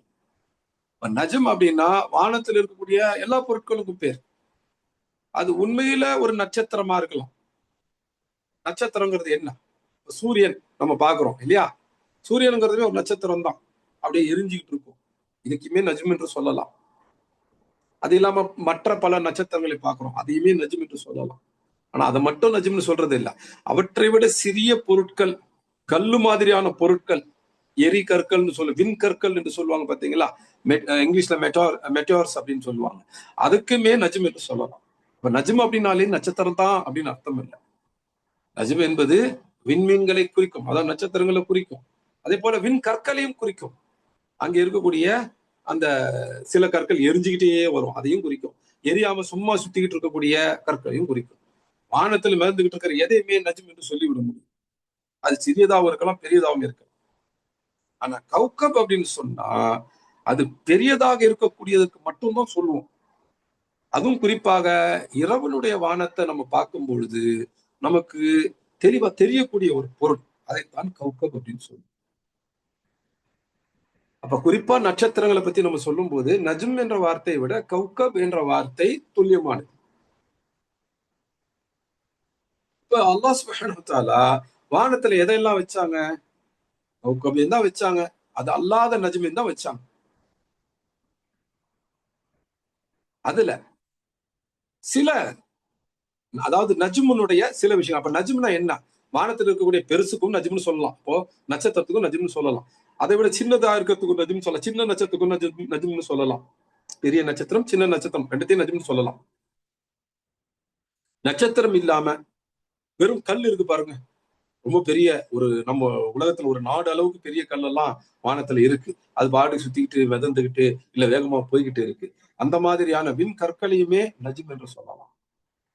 அதுல எது எரிந்து கொண்டு போகக்கூடியதா இருக்குதோ அதை, அவற்றை, அப்போ நட்சத்திரங்கள், விண்கற்களிலேயே எரிந்து கொண்டு செல்லக்கூடிய எரிகற்கள், இவற்றையெல்லாம் தான் அல்லாஹ் சுப்ஹானஹு வ தஆலா மசாபீஹ் அப்படின்னு சொல்றாங்க. அப்போ வானத்துக்கு ஷைத்தான்கள் போகும். ஷைத்தான்கள் என்று அல்லாஹ் சுப்ஹானஹு வ தஆலா யாரை சொல்றாங்கன்னா, ஜின்களில் உள்ள ஷைத்தான்கள். ஜின்கள் உள்ள ஷைத்தான்கள் பறக்கக்கூடியது. பறந்து எவ்வளவு தூரத்துக்கும் மிக வேகமாக போய்விட முடியும். சுலைமான் அலைஹிஸ்ஸலாமுடைய வரலாறுல கூட நம்ம பார்க்கிறோம். ஹுத் பறவை வந்து சொல்லும். சபா நாட்டுல ஒரு பெண் அரசாட்சி செய்யறாங்க. அவங்களும் அவங்க கூட இருக்கிறவங்களும் சூரியன் எல்லாம் வணங்குறாங்க அப்படின்னு சொல்லும் பொழுது சுலைமான் அலைஹிஸ்ஸலாம் அப்ப கூட இருந்த எல்லார்கிட்டையும் வந்து ஆலோசனை செய்வாங்க. மனிதர்களும் இருப்பாங்க, ஜின்களும் இருப்பாங்க. அப்ப இஃப்ரீத் என்ற ஒரு ஜின் என்ன சொல்லும், நீங்க கண்ண மூடி திறக்கிறதுக்குள்ள அந்த அரசியினுடைய அந்த சிம்மாசனத்தை நான் இங்க கொண்டு வந்து வச்சிட முடியும் என்று சொல்லும். இஃப்ரீத்ங்கிறது ஜின்கள்ல ஒரு வகை. அதை பற்றி அல்லாஹ் சுப்ஹானஹு வ தஆலா குர்ஆன்ல நமக்கு சொல்லி காண்பிக்கின்றான். அப்போ ஜின்கள்ல உள்ள சில ஜின்கள், சில ஜின்கள பொதுவா ஜின்கள் எல்லாமே பறக்கக்கூடியவை. அதுல சில ஜின்களுக்கு கூடுதல் ஆற்றல் உண்டு. மிக தூரமான இடங்களுக்கும் கண்ண மூடி திறக்கிறதுக்குள்ள போயிட்டு வந்துடும். அதுல சில ஜின்கள், எந்த வகையான ஜின்கள்? அதிலே உள்ள கெட்ட ஜின்கள். நல்ல ஜின்களை பற்றி அல்லாஹ் இங்க சொல்லல. கெட்ட ஜின்கள், அதுதான் ஷைத்தான்கள் அப்படின்னு சொல்றோம். ஷைத்தான் அப்படின்னா கெட்ட, கெட்டது அப்படின்னு அர்த்தம். அல்லாஹ்வுடைய அருளை விட்டு தன்னை தூரமாக்கி கொண்டதுன்னு அர்த்தம். சூரத்துல் ஃபாத்திஹாவினுடைய அல்ஹம்து சூராவுடைய விளக்கத்துல இந்த ஷைத்தான் அப்படிங்கிற வார்த்தை, ரஜீம்ங்கிற வார்த்தை, இந்த ரெண்டுத்துக்குமான விரிவான விளக்கம் சொல்லி இருக்கிறேன். அது நம்ம இதுல யூடியூப் சேனல்ல இருக்கு. அதுல இந்த ஷைத்தான் ரஜீம்னுடைய விளக்கத்தை பார்த்து கொள்ளுங்கள், விரிவான விளக்கத்தை. இப்ப நம்ம இங்க பார்ப்போம். சில ஷைத்தான்கள், அதாவது ஜின்கள் உள்ள ஷைத்தான்கள் வானம் வரைக்கும் போகும். எதுக்காக போகும்? அல்லாஹ் சுப்ஹானஹு வ தஆலா ஏதாவது ஒண்ணு செய்யணும்னு முடிவு எடுக்கிறாங்க அப்படின்னா சில நேரங்கள்ல அங்க அறிவிப்பாங்க, வானத்துல மலக்குகளுக்கு அறிவிப்பாங்க. அப்ப ஒவ்வொரு வானத்திலயுமே அந்த மலக்குகள்கிட்ட அந்த செய்தி வரும். முதல் வானத்துல, மேல் வானத்துல இருந்து கீழே பூமிக்கு அருகில் உள்ள வானம் வரைக்கும் மலக்குகள் அதை பேசிக்குவாங்க. மலக்குகள் பேசுவதை ஒட்டு கேட்பதற்காக ஜின்களில் உள்ள ஷைத்தான்கள் சிலர் அங்க போவாங்க. அப்படியே பறந்து போய் பூமிக்கு அருகில் உள்ள வானத்துக்கிட்ட போய் நின்று மலக்குகள் பேசுறதை ஒட்டு கேட்பாங்க. ஒட்டு கேட்கறது மூலமாக என்ன தெரியும்? இனிமேல் நடக்க போற ஒரு விஷயத்தை அல்லாஹ் சுப்ஹானஹு வ தஆலா சொல்லி இருப்பாங்க. அதே ஜின்கள் பேசிட்டு இருப்பாங்க. ஷைத்தான்கள் இதை ஒட்டு கேட்டுட்டு அங்கேருந்து பூமிக்கு வரும். பூமிக்கு வந்து என்ன செய்யும்? ஜின்களிலும் மனிதர்களிலும் உள்ள ஷைத்தான்கள்ட்ட போய் சொல்லும். ஜின் ஷைத்தான்ட்ட மட்டும் சொல்லாது, மனிதர்களுமே சில பேர் ஷைத்தான்களா இருப்பாங்க. உதாரணத்துக்கு ஜோசியக்காரர்கள். அந்த ஜோசியக்காரர்கள்ட்ட போய் வானத்துல கேட்டு வந்த செய்தி சொல்லும். இந்த மாதிரி ஒரு பிள்ளை இந்த நாட்டுல இன்னைக்கு பிறக்க போதான் அப்படின்னு சொல்லி வானத்துல பேசிக்கிட்டு இருப்பாங்க. இந்த ஜின்கள் உள்ள ஷைத்தான்கள் அதை அப்படியே கேட்டுட்டு வந்து இங்க சொல்லிடும். அல்லது உங்கள ஒருத்தருக்கு இதுக்கப்புறம் நல்ல ஒரு வேலை கிடைக்க போகுது ஒரு வாரம் கழிச்சு அப்படின்னு அல்லாஹ் வந்து வானத்துல அறிவிக்கிறான். இந்த நாட்டுல கிடைக்க போகுது, இந்த இப்படி ஒரு பெரிய சம்பளத்தோட கிடைக்க போகுது அப்படின்னு சொல்லுவாங்க. அல்லாஹ் சுப்ஹானஹு வ தஆலா அறிவிக்கிறாங்கன்னு வச்சுக்குவோம். அப்போ மலக்குகள் அதை அப்படியே பேசிக்கிட்டே வருவாங்க. இதை இவங்க போய் ஒட்டி கேட்பாங்க. யாரு? ஜின்கள்ல உள்ள ஷைத்தான்கள். கேட்டுட்டு என்ன செய்யறது? பூமிக்கு வந்து மனிதர்கள்ல உள்ள ஷைத்தான்கள்ல குறிப்பா இந்த மாதிரி ஜோசியக்காரங்கள்ட்ட சொல்லிடுறது. அப்ப ஜோசியக்காரனோ, ஒரு மந்திரவாதியோ, ஒரு சாமியாரோ, ஜின்கள் உள்ள ஷைத்தான்கள் இப்படி வந்து சொல்றதை கேட்டுக்கிட்டு நம்மளே பார்த்த உடனே உனக்கு அடுத்த வாரம் சவுதியில வேலை கிடைக்க போகுது அப்படின்வாங்க. நம்ம நம்ப மாட்டோம். ஆனா ஒரு வாரம் கழிச்சு நமக்கு அங்கேருந்து இமெயில் வரும். உங்களுக்கு வேலை கன்ஃபார்ம்டு, இந்த விசாவை சேர்த்து அனுப்பிச்சிட்டோம், நீங்க இங்க இவ்வளவு சம்பளம் அப்படின்னு நம்ம எதிர்பார்த்ததை விட பெரிய சம்பளம். அப்ப என்ன நடக்கும்? ஒரு வாரம் கழிச்சு நடக்க போறத ஒரு வாரத்துக்கு முன்னாடியே இந்த சாமியார் சொல்லிட்டாரு, அல்ல இந்த ஜோசியக்காரர் சொல்லிட்டாரு, அப்ப இவங்களுக்கு ஏதோ சக்தி இருக்குது அப்படின்னு சொல்லி விவரம் தெரியாத மக்கள், முஸ்லிம்கள்ல கூட விவரம் தெரியாத மக்கள் அந்த ஜோசியக்காரனுக்கோ அந்த சாமியாருக்கோ ஏதோ சக்தி இருக்குது, எதிர்காலத்துல நடக்க போற விஷயத்தை தெரிந்து கொள்ளக்கூடிய சக்தி இருக்குது அப்படின்னு சொல்லி நம்பி ஏமாந்துருவாங்க. அது சாதாரண ஏமாற்றம் இல்ல.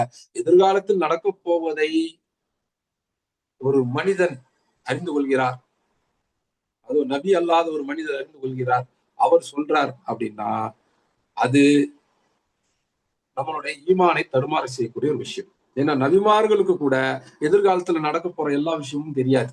அல்லாஹ் நபிமார்களுக்கு எதிர்காலத்தில் நடக்க போகக்கூடிய சில விஷயங்களை மட்டும் அறிவிப்பாங்க. சில விஷயங்கள், எல்லா விஷயங்களும் கிடையாது, நிறைய விஷயங்கள் கூட கிடையாது, சில விஷயங்களே அறிவிப்பாரு.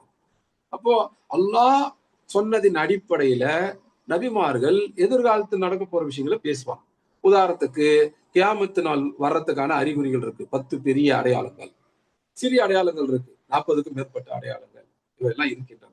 இது வந்து நபி முஹம்மது ஸல்லல்லாஹு அலைஹி வஸல்லம் சொல்லி இருக்கிறாங்க. இதெல்லாம் எதிர்காலத்தில் நடக்க போற விஷயங்கள் தான். அதே போல தன்னுடைய மரணத்துக்கு பிறகு நடக்கக்கூடிய பல குழப்பங்களை பற்றியும் நபி முஹம்மது ஸல்லல்லாஹு அலைஹி வஸல்லம் சொல்லி இருக்கிறாங்க. இதெல்லாம் வந்து அவங்களுடைய மரணத்துக்கு பிறகு நடக்க போறது, எதிர்காலத்தில் நடக்க போறது. இதையெல்லாம் நபி முஹம்மது ஸல்லல்லாஹு அலைஹி வஸல்லம் சொல்லி இருக்கிறாங்க. அதற்காக நபி முஹம்மது ஸல்லல்லாஹு அலைஹி வஸல்லம் அவங்களுக்கு எதிர்காலத்தில் நடக்க போற எல்லாமே தெரியுமா அப்படின்னு கேட்டா இல்ல. அப்படி தனக்கு எல்லாமே எல்லாம் தெரியாது என்று நபியே மறுத்திருக்கிறார்.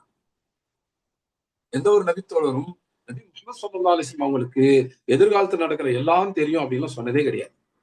எதிர்காலத்தில் நடக்கக்கூடிய எல்லாவற்றையும் அறிந்தது அல்லாஹ் சுப்ஹானஹு வ தஆலா மட்டும்தான்.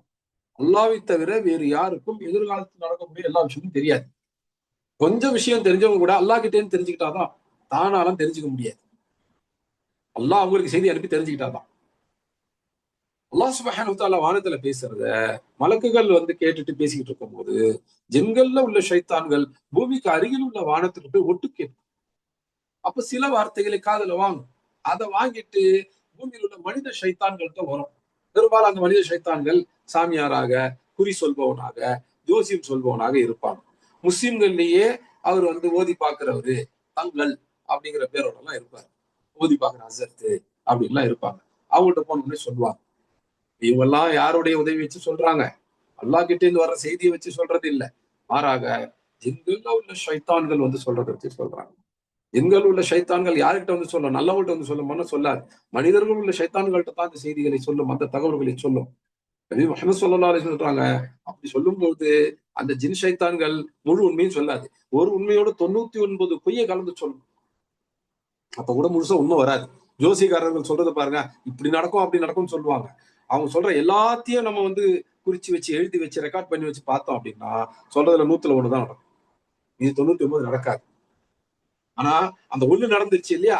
அதை வச்சுக்கிட்டு அவர் பெரிய சக்தி வாய்ந்தவர் போல தன்னை காட்டிக் கொள்வார். மக்களும் அப்படி நம்பிடுவாங்க. ஆனால் யார் அதை நம்புகிறார்களோ, ஒரு முஸ்லிம் அந்த மாதிரி ஒரு மனிதனுக்கு எதிர்காலத்தில் நடக்கக்கூடிய சக்தியை தெரிந்து கொள்ள முடியும் என்று நம்புகிறார்களோ, ரசூலுல்லாஹ்வுக்கு பிறகு ஒரு மனிதனுக்கு தெரியும் என்று நம்புகிறார்களோ, அவங்க என்ன செய்யறாங்க? ஷிர்க் செஞ்சு அல்லாஹ்வுடைய சக்தி ஒரு மனிதனுக்கு இருக்குன்னு நினைச்சுக்கிறாங்க. ரசூலுல்லாஹ் கூட அல்லாஹ் அந்த சக்தியை கொடுக்கல, அந்த செய்தியைத்தான் கொடுத்தாங்க. அந்த சக்தி அல்லாஹ்வுடையது மட்டும்தான். எதிர்காலத்துல நடக்க போறது என்ன என்பதை அறிந்து கொள்ளக்கூடிய சக்தி அல்லாஹ்க்கு மட்டும்தான். அறிதல் மட்டுமில்ல, எதிர்காலத்துல நடக்க போறதை படைக்க போறதே அல்லாஹ் தான். அல்லாஹ் தான் எதிர்காலத்துல நடக்க போற விஷயங்களை படைக்க போறாங்க. அல்லாஹ்வுக்கு அது வந்து தெரியும். நபி அதை படைக்க போறதும் இல்ல, நபிக்கு எதிர்காலத்துல நடக்க போற விஷயம் தெரியறதும் இல்ல. அல்லாஹ் நபிக்கு தெரிவிப்பான். தானாக தெரிந்து கொள்ளக்கூடிய ஆற்றல் நபிக்கும் கிடையாது. ஒரு மனிதன் அந்த ஆற்றல் இருக்கு, எதிர்காலத்தில் நடக்க போவதை தெரிந்து கொள்ளக்கூடிய ஆற்றல் இருக்கு அப்படின்னு நம்பினா அந்த மனிதனை அல்லாவாக ஆக்குவது. அல்லாவுடைய ஆற்றல் அந்த மனிதனுக்கு இருக்குன்னு சொல்லும் போது அந்த மனிதனை அல்லாவாக ஆக்கி விடுகிறோம். அப்போ அது ஷிர்க், அல்லாவுக்கு சமமாக ஒருத்தர் ஆக்குறது. அது நம்முடைய ஈமானை இல்லாமல் ஆக்கிவிடும், நம்முடைய இஸ்லாமை இல்லாமல் ஆக்கிவிடும், நம்மை இஸ்லாமை விட்டு வெளியேற்றி விடும், நம்மை காஃபிராக ஆக்கிவிடும், முஷ்ரிக்காக காஃபிராக. உங்க ஜோசியக்காரங்கள்ட்ட போனா என்ன நடக்கும்? நம்முடைய ஈமானை இஸ்லாமை இழந்து விடுவோம், நாம் முஷ்ரிக்காக காஃபிராக ஆகி விடுவோம். அப்ப ஜோசியக்காரங்கள்ட்டையும் சாமியார்கிட்டையும் தயவு செய்து போக. சரி, அல்லாஹ் சுப்ஹானஹு வ தஆலா என்ன சொல்றாங்க? லகத் ஸய்யன்னா ஸமாஅ அத்-துன்யா பிமஸாபீஹ வஜஅல்னாஹா ருஜூமன் லிஷயாத்தீன். பூமிக்கு அருகில் உள்ள வானத்தை நாம் வந்து அலங்காரமான, நாம வந்து பிரகாசமான விளக்குகளை கொண்டு அதை நம்ம அழகாக ஆக்கினோம். இன்னும் அவற்றை கொண்டு, எதை எதை கொண்டு? அந்த விண்கற்கள், எரிகற்கள் இருக்கு பாருங்க வானத்துல உள்ளது, அவற்றை கொண்டு ஷைத்தான்களை அடிக்கக்கூடிய விஷயமாக தான் ஆகும். ஷைத்தான் அடிச்சு துரத்துறதுக்கும் அதை நம்ம பயன்படுத்தும். وَأَعْتَدْنَا لَهُمْ عَذَابَ السَّعِيرِ. அவங்களுக்கு, யாருக்கு? இந்த ஜின்கள்ல உள்ள ஷைத்தான்களுக்கு. وَأَعْتَدْنَا, இன்னும் நாம தயார்படுத்தி வைத்திருக்கிறோம். எதை? அதாப ஸயீர், அவங்களுக்கு நம்ம அதாப் தயார்படுத்தி வச்சிருக்கிறோம். அதாப் அப்படின்னா என்ன? கடும் வேதனை, கடும் தண்டனை. அதுக்குதான் அதாப் அப்படின்னு சொல்லுவாங்க. சும்மா சாதாரணமான ஒரு தண்டனை இல்லை, கடும் தண்டனை. அவங்களுக்கு அல்லாஹ் சுப்ஹானஹு வ தஆலா அதாபை தயார்படுத்தி வச்சிருக்கிறாங்க. எந்த அதாப்? அஸ்ஸயீர். அஸ்ஸயீருடைய அதாபை அல்லாஹ் தயார்படுத்தி வச்சிருக்கிறாங்க இந்த ஜின்கள்ல உள்ள ஷைத்தான்களுக்கு. ஸயீர் அப்படின்னா என்ன? கொழுந்து விட்டு எறியக்கூடிய நெருப்பு. அது எப்படி கொழுந்து விட்டு எரியும் அப்படின்னா, சாதாரண நெருப்புக்கு ஸயீர்னு சொல்ல மாட்டோம். ஸயீர் அப்படின்னா மிக வேகமா எரியக்கூடிய நெருப்பு. அந்த நெருப்புடைய சூடு அதிகரித்து கொண்டே இருக்கும். கொழுந்து விட்டு எரியக்கூடிய, சாதாரணமா பொறுமையா எரியக்கூடிய நெருப்பு இல்லை. கொழுந்து விட்டு அப்படி எரியணும். அப்படி எரியக்கூடிய நெருப்பினுடைய சூடும் அதிகரித்து கொண்டே இருக்கும். பின்னாடிக்கு பின்னாடி அதிகரிச்சுக்கிட்டே இருக்கும். அந்த சூடு குறையாது. ஒரு நெருப்பு எரிஞ்சுக்கிட்டே இருந்துச்சுன்னா போக என்ன ஆகும்? நெருப்புடைய வேகம் குறையும். அப்ப நெருப்பு கொழுந்து விட்டு எரியாம அப்படி சாதாரணமா எரியும். அப்படியே குறைஞ்சி சின்னதா எரியும். அப்ப அதனுடைய அந்த சூடு குறைஞ்சிடும், டெம்பரேச்சர் குறைஞ்சிடும். ஆனா ஸயீர் அப்படிங்கிறது என்ன அப்படின்னா, அது எரிய எரிய எரிய எரிய அது இன்னும் அதிகமாகி கொண்டே இருக்கும், பெரிதாகி கொண்டே இருக்கும், இன்னும் தீவிரமாக எரிந்து கொண்டே இருக்கும். அதனுடைய சூடு இன்னும் அதிகரித்துக் கொண்டே இருக்கும், குறையவே குறையாது. இந்த உலகத்தில் நம்ம பார்க்கக்கூடிய நெருப்பு எரிந்து அணைந்து விடும். ஆனால் நரகத்தினுடைய இந்த நெருப்பு, அதை அல்லாஹ் சுப்ஹானஹு வ தஆலா என்ன வார்த்தை கொண்டு சொல்றாங்க? அஸ்ஸயீர். அந்த நெருப்பு அணையாது, அந்த நெருப்புடைய சூடு குறையாது, அந்த நெருப்பு எரிந்து கொண்டே இருக்கும், இன்னும் பெரிதாகி கொண்டே இருக்கும், இன்னும் கொழுந்து விட்டு எரியும், வேகமா எரியும், பெருசா எரியும், அடர்த்தியா எரியும். அதனுடைய அந்த சூடு இன்னும் அதிகரித்துக் கொண்டே செல்லும், குறையவே குறையாது. நரக நெருப்பினுடைய வேதனை அப்படிங்கிறது அல்லாஹ் சுப்ஹானஹு வ தஆலா நம்ம அனைவரையும் அதை விட்டு காப்பாற்றணும். அது குறையாத நெருப்பு. அதனுடைய அளவிலும் குறையாது, வேகத்திலும் குறையாது, சூடிலும் குறையாது. மாறாக அது அதிகரித்துக் கொண்டே இருக்கக்கூடிய நெருப்பு. அதனுடைய வேகம் அதிகரிக்கும், அதனுடைய அளவு அதிகரிக்கும், அதனுடைய அடர்த்தி அதிகரிக்கும், அதனுடைய அந்த சூடு அதிகரிக்கும், அதிகரித்துக் கொண்டே சொல்லும். அப்ப நரகத்துல யாரும் நிம்மதியாலாம் இருக்க முடியாது. இப்ப நெருப்பு மனுஷனை எரிச்சிருச்சுன்னு வச்சுங்களேன், கையில அந்த தோல் பிரியற வரைக்கும் நமக்கு உணர்ச்சி இருக்கும். நேரா தசையில தொட்டுருச்சுன்னா அதுக்கு பிறகு உணர்ச்சி கூட குறைஞ்சிரும். ஆனா நரகத்துல அப்படி கிடையாது. நரக நெருப்புடைய சூடு சூடு அதிகரித்துக் கொண்டே சொல்லும். அந்த சூடு நம்மை இன்னும் கரித்துக் கொண்டே தான் செல்லும், எரித்துக் கொண்டே தான் செல்லும். அந்த சூடை அனுபவிக்காமல் ஒரு மனிதனும் தப்பிக்க முடியாது. அவன் நரகத்தில் நுழைந்து அல்லாஹ் அந்த நரக நெருப்பை விட்டு நம்ம அனைவரையும் பாதுகாக்கும். அல்லாஹ் சுப்ஹானஹு வ தஆலா என்ன சொல்றாங்க? وَلَقَدْ زَيَّنَّا السَّمَاءَ الدُّنْيَا بِمَصَابِيحَ وَجَعَلْنَاهَا رُجُومًا لِلشَّيَاطِينِ وَأَعْتَدْنَا لَهُمْ عَذَابَ السَّعِيرِ. இன்னும் நிச்சயமாக இந்த பூமிக்கு அருகில் உள்ள அந்த கீழான வானத்தை நாம் பிரகாசமான விளக்குகளால் அலங்கரித்து அழகாக ஆக்கினோம். இன்னும் அந்த விளக்குகளாக இருக்கக்கூடிய சில பொருட்கள், அதுல எரிகற்கள் வரும், அவற்றை கொண்டு அல்லது சில நட்சத்திரங்களை கொண்டு அல்லாஹ் சுப்ஹானஹு வ தஆலா ஷைத்தான்களை விரட்டி அடிப்பார்கள். ஜின்கள் உள்ள ஷைத்தான்கள் அப்படி ஒட்டு கேட்க போகும்போது அவற்றை அல்லாஹ் சுப்ஹானஹு வ தஆலா இந்த மசாபீஹாக இருக்கக்கூடிய வெறும் பிரகாசமான விளக்குகளாக இருக்கக்கூடிய சில நுஜூமை கொண்டு அல்லாஹ் விரட்டி அடிப்பான். அந்த விரட்டி அடித்தல்ங்கிறது இந்த உலக வாழ்க்கையில அந்த ஷைத்தான்களுக்கான தண்டனை, அந்த ஜின்களில் உள்ள ஷைத்தான்களுக்கான தண்டனை. இந்த உலகத்தோட அந்த ஜின்கள் உள்ள ஷைத்தான்கள் இருக்கு இல்லையா, அவற்றுக்கான தண்டனை முடியறது. மாறாக கியாமத்து நாளுக்கு இன்னும் அவங்களுக்கு தண்டனை இருக்கு. ஜின்கள்ல உள்ள ஷைத்தான்கள் கியாமத்து நாளுமே நரக தண்டனை கொடுக்கப்பட்டு அதற்கு பிறகு நரகத்துல போடப்படுவாங்க. ஒட்டு கேட்கும் போது இந்த உலக வாழ்க்கை நமக்கு மனிதர்களுக்கு இருக்கிறது போல ஜின்களுக்கும் இருக்கு. இந்த உலக வாழ்க்கையில ஜின்கள்ல உள்ள சில ஷைத்தான்கள் பூமிக்கு அருகில் உள்ள வானத்துக்கு போய் ஒட்டு கேட்கும். அப்போ நெருப்பாலான கற்களை கொண்டு அவற்றை விரட்டி அடிப்பாங்க. இந்த உலகத்திலேயே நெருப்பு தண்டனை அப்படிங்கிறது அந்த ஜின்கள் உள்ள ஷைத்தான்களுக்கு கிடைச்சிரும். ஆனால் மறுமையில அதுக்காக அவங்க விட்டுப்பட மாட்டாங்க. மாறாக மறுமையிலுமே ஜின்கள்ல உள்ள ஷைத்தான்களுக்கு அல்லாஹ் சுப்ஹானஹு வ தஆலா அஸாப ஸஈர், விழுந்து விட்டெறியக்கூடிய, அதிகரித்தே கொண்டு செல்லக்கூடிய, சூடு அதிகரித்து அதன் அடர்த்தி அதிகரித்தே கொண்டு செல்லக்கூடிய அந்த நெருப்பினுடைய அஸாப், அந்த தண்டனை அந்த ஜின்கள் உள்ள ஷைத்தான்களுக்கு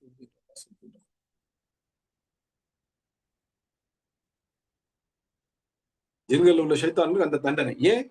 மனிதர்களை தடுமாற வைப்பதற்கு இவை உதவி செய்கின்றன. ஜோசியக்காரனோ ஒரு சாமியாரோ நம்ம அல்லது முஸ்லிம்கள்ல கூட அவர் இந்த குறி சொல்ற அசர்த்தோ ஒரு தங்கலோ இருக்கிறாரு. அவர் சொல்றதன் மூலமாக முஸ்லிம்களுடைய மனிதர்களுடைய ஈமான் பாழாகுது, அவங்களுடைய இஸ்லாம் இல்லாம போகுது, மக்கள் குஃப்ருக்கு ஷிர்க்குக்கு போறாங்க. அப்ப ஷிர்க்கை தள்ளுறதுக்கு ஜின்கள்ல உள்ள இந்த ஷைத்தான்கள் உதவி செய்கின்றன. அப்ப அந்த ஷைத்தான்களுக்கு இந்த உலக வாழ்க்கையிலுமே ஒரு தண்டனை உண்டு. ஆனா மறுமையில கொழுந்து விட்டெறியக்கூடிய, அதிகரித்தே செல்லக்கூடிய அந்த நெருப்பினுடைய தண்டனை நிச்சயமாக உண்டு என்று அல்லாஹ் சுப்ஹானஹு வ தஆலா சொல்றான். அப்ப இங்க நம்ம யோசிக்க வேண்டிய ஒரு விஷயம் இருக்குது. மக்களுடைய ஈமான தடுமாற வைக்கிற, மக்களுடைய ஈமான இஸ்லாமை தடுமாற வைக்கிறதுக்கு உதவி செய்ததுக்கே கொழுந்து விட்டெறியக்கூடிய நெருப்பு. நேரா அந்த ஜின்னு இந்த மனுஷனுடைய இஸ்லாமை தடுமாற வச்சிடல, இந்த மனுஷனுடைய ஈமானை தடுமாற வச்சிடல. தடுமாற வைக்கிற ஒரு ஜோசியக்காரனுக்கு உதவி தான் செய்யுது.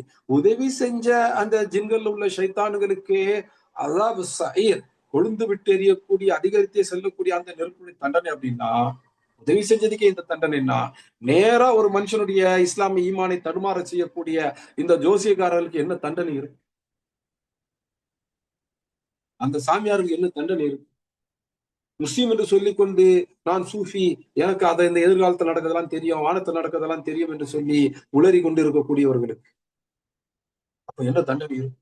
ஜின்னுல உள்ள ஷைத்தான் உதவிதான் செய்து, அதுக்கே அஸாபு ஸஈர் அப்படின்னா நேரடியாக மக்களை தடுமாற செய்கின்றவர்களுக்கு என்ன விதமான தண்டனை இருக்கும் என்பதை யோசிச்சு பாருங்க. அப்ப இந்த 3 வகையினருக்குமே நரகத்துடைய தண்டனை உண்டு. எந்த 3 வகையினருக்கு? மனுஷனை கெடுக்கிற இந்த ஜோசியக்காரன், சாமியாரு, அல்லது எனக்கு எதிர்காலத்துல நடக்குதுன்னு தெரிய சொல்லக்கூடிய சூஃபிகள், இங்க குறிப்பாத்து சொல்லக்கூடிய ஹஜ்ரத்துங்க, இவங்க எல்லாருமே மக்களுடைய இஸ்லாமை, ஈமானை இல்லாமல் ஆக்குபவர்கள். இவங்களுக்கும் அந்த தண்டனை உண்டு. அவங்க தௌபா செஞ்சு ஒரு தன்னை திருத்திக்கிட்டா தப்பிப்பாங்க. அப்படியே மரணிச்சுட்டாங்கன்னா அவங்களுக்கும் அந்த நரக தண்டனை உண்டு. இவங்களுக்கு உதவி செஞ்சதுக்காக ஜின்னில் உள்ள ஷைத்தான்களுக்குமே அந்த அதாவது செய்கிற தண்டனை உண்டு. இந்த 2 பேர்னால தடுமாறி தன்னுடைய ஈமானை, இஸ்லாமை இழக்கக்கூடிய எந்த ஒரு மனிதனுக்கும் அந்த தண்டனை உண்டு. அவன் ஈமான், இஸ்லாம் இழந்துட்டான், அப்படியே முஷ்ரிக்கா காஃபிரா மூத்தாயிட்டான் அப்படின்னா அந்த மனிதருக்குமே அந்த தண்டனை உண்டு. ஆணா இருந்தாலும் சரி, பெண்ணாக இருந்தாலும் சரி. இது எல்லாத்தையும் விட்டு நம்ம தவிர்த்துக்கணும். எதிர்காலத்தில் நடக்க போறதை அறிந்தது அல்லாஹ் சுப்ஹானஹு வ தஆலா மட்டும்தான். அல்லாஹ்வுக்கு மட்டும்தான் அந்த சக்தி, அந்த ஆற்றல் இருக்கு. நபிக்கும் கூட அந்த சக்தி, அந்த ஆற்றல் கிடையாது. அல்லாஹ் நபிக்கு சில செய்திகளை சொல்லி இருக்கிறாங்க. அப்ப நபி தன்னுடைய சக்தி, தன்னுடைய ஆற்றல் மூலமாக அதை தெரிஞ்சுக்கல. அல்லாஹ்விடம் இருந்து செய்தி வஹி வந்ததன் மூலமாக தெரிஞ்சுக்கல. நபிக்குமே தனியாக அப்படி ஒரு சக்தி, ஆற்றல் கிடையாது. நபிக்கு கிடையாதுன்னா அது எந்த மனுஷனுக்கும் அது கிடையாது. இப்ப எந்த ஒரு மனிதரும் நான் நாளைக்கு நடக்க போறதை சொல்றேன், அடுத்த வருஷத்துல நடக்க போறதை சொல்றேன் அப்படின்லாம் சொன்னா அவர் ஜின்கள் உள்ள ஷைத்தான்களுடைய துணையை கொண்டு தான் செய்கிறார் என்பதற்கு இது ஒரு ஆதாரம். ஜின்கள் இந்த மாதிரி விட்டு கேட்டுட்டு பூமியில பேசுறாங்க அப்படிங்கறத பத்தி அல்லாஹ் சுப்ஹானஹு வ தஆலா அல் குர்ஆன்ல சூரத்துல் ஜின்னுல சொல்லி காண்பிக்கின்றாங்க. இன்னொரு சூறாலையுமே அது வருது, சூரத்துல் காஃப்லயுமே அது வருது. இது இல்லாம ஆதாரபூர்வமான ஹதீஸ்களும் இருக்கின்றன. ஜின்கள் ஒட்டு கேட்டுட்டு மனுஷங்கள்ட்ட பேசும் அப்படிங்கிறது குர்ஆன்லயுமே சுட்டி காட்டப்பட்ட ஒரு விஷயம்தான். ஹதீஸுகள்ல இன்னும் விரிவாக விளக்கப்பட்ட ஒரு விஷயம். அதனால ஜின்களும் மனிதர்களும் தொடர்பு கொள்ளலாம்னா ஜின்கள் மனிதர்களுக்கு உதவி செய்யும். மனிதர்களால் ஜின்களை கட்டுப்படுத்த முடியாது. ஆனால் ஜின்களுக்கு சில விஷயங்களை செய்து கொடுத்தால், அதாவது அந்த ஜின்னை வணங்கினா, அல்லது அந்த ஜின்னு சொல்லக்கூடிய ஒரு பெரிய ஜின்னை வணங்கினா, அதுக்கு அறுத்து வணங்குறதுனா போய் தொழுநூல் கூட அவசியம் இல்லை, அறுத்து பலியிட்டா கூட போதும். ஜின்கள் உதவி செய்யும். அப்ப ஜின்களை மனிதர்கள் கட்டுப்படுத்த முடியாது. ஆனால் ஜின்களிலிருந்து உதவிகளை பெற்றுக்கொள்ள முடியும். அது எப்ப பெற்றுக்கொள்ளலாம்? ஏதாவது ஷிர்கா செஞ்சாதான் ஜின்கள் உதவி செய்யும். ஏன்னா அதுவும் நல்ல ஜின் செய்ய போறது இல்லை. இதை ஜின்கள் உள்ள ஷைத்தான்கள் எல்லாம் சொல்லிட்டாங்க. அப்ப அந்த ஷைத்தான்கள் தான் செய்யும். ஜின்கள் உள்ள ஷைத்தான் யாருக்கு உதவி செய்யும்? மனிதன்ல உள்ள ஷைத்தானுக்கு தான் உதவி செய்யும். அப்ப ஜின்களிடமிருந்து செய்தியை பெறக்கூடிய எந்த ஒரு மனிதனும் ஒரு ஷைத்தான். அவன் மதசால போய் ஓதி ஆலிம்னு பட்டம் வாங்கின ஹசரத்தாக இருந்தாலும் சரி, அவன் எதிர்காலத்துல நடக்கிறத சொல்றேன்னு சொன்னா அவன் ஒரு ஷைத்தானாக ஆகிவிட்டான். அவன் முஸ்லீம் பேரை வச்சிருந்தாலும் சரிதான், அவன் முஸ்லீம் தோற்றத்தை வச்சிருந்தாலும் சரிதான், அவன் மதசால போய் ஓதி படிச்சவனா இருந்தாலும் சரிதான், அவன் தன்னுடைய ஈமானை, இஸ்லாமை இழந்து விட்டான். அவன் ஷிர்க்குக்குள்ள நுழைஞ்சிட்டான். அவனே ஒரு ஷைத்தானாக மாறி விட்டான். அப்போ ஹசரத்தினாலே கண்மூடித்தனமா போய் நம்புறது இல்லை. அல்லாஹ் சுப்ஹானஹு வ தஆலா நமக்கு கொடுத்த வழிகாட்டுதல் படி, அல்லாஹ்வுடைய தூதர் ஸல்லல்லாஹு அலைஹி வஸல்லம் அந்த வழிகாட்டுதல் கொடுத்த விளக்கத்தின்படி யார் இருக்கிறாங்களோ அவங்க மட்டும்தான் நேர் வழியில் இருக்கிறாங்க. மற்றவங்க எல்லாம் அந்த நேரை விட்டு பிறந்து சென்று விட்டதாக தான் இருக்கிறாங்க. அவங்க ஜின்களுடைய உதவி நாடகம் செய்வாங்க. ஜின்கள் அவங்க உதவியும் செய்யும். ஜின்கள் உள்ள நல்ல ஜின்கள் செய்ய போறது இல்லை. மனிதன் உள்ள நல்ல மனிதனும் இந்த உதவியை கேட்க போறதும். ஜின்கள் உள்ள ஷைத்தான்கள், மனிதர் உள்ள ஷைத்தான்களுக்கு இந்த மாதிரி ஒட்டு கேட்டுட்டு சொல்லுவாங்க. அந்த ஜின்கள் உள்ள ஷைத்தான்களுக்கு இந்த உலகத்திலேயே அந்த எரிந்து கொண்டிருக்கக்கூடிய அந்த நுஜூமு கொண்டு தண்டனை உண்டு. மறுமையில் நரக நெருப்பில் அவங்க நிரந்தரமா இருப்பாங்க. அந்த நெருப்பு எப்படிப்பட்டது? சயீர் என்று அல்லாஹ் சொல்றாங்க. அது தொடர்ந்து கொழுந்து விட்டு எரியக்கூடிய நெருப்பு. அதனுடைய அடர்த்தியும் அதனுடைய சூடும் அதிகரித்து கொண்டே இருக்கும். அந்த நெருப்பிலிருந்து, அந்த நெருப்பு கொண்டு செல்லக்கூடிய காரியங்களில் இருந்து அல்லாஹ் சுப்ஹானஹு வ தஆலா என்னையும் உங்களையும் நம் அனைவரையும் பாதுகாத்து அருள் புரிய வேண்டும் என்று எனக்காகவும் உங்களுக்காகவும் நம்முடைய பெற்றோர், உடன் பிறந்தோர், நம்முடைய நண்பர்கள், அண்டை வீட்டார் எல்லாருக்காகவும் நம்மோடு பழகக்கூடிய ஒவ்வொரு மனிதருக்காகவும் துஆ செய்து இன்றைய இந்த வகுப்பை நிறைவு செய்கின்றேன். ஜஸாக்குமுல்லாஹ் ஹைரா. سبحانك اللهم وبحمدك أشهد أن لا إله إلا أنت أستغفرك وأتوب إليك. اللهم صل وسلم على نبينا وعلى آله وأصحابه أجمعين. الحمد لله رب العالمين.